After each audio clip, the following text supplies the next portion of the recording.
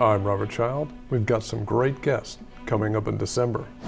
The book is called Blood and Iron, The Rise and Fall of the German Empire, 1871 to 1918, and author Katja Hoyer joins us now. It's exactly 150 years ago this year, the creation of Germany in 1871, and so little debate was had about the fact that this made a huge impact on Europe and the world, obviously in lots of negative ways, but also lots of positive ways, and I think it deserves as many conversations as we can have about that.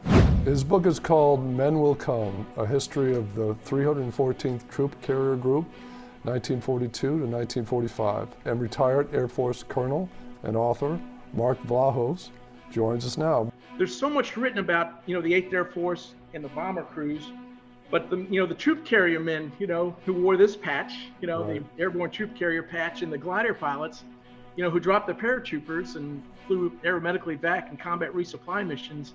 Most people there's not much written about them, so I felt I needed to fill this void in history.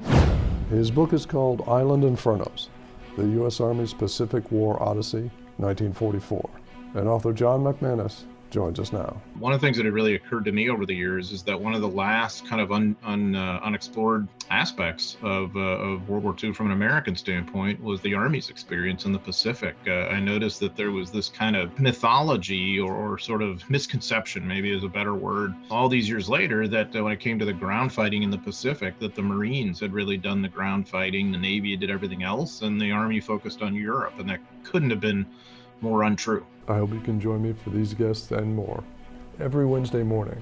Point of the Spear.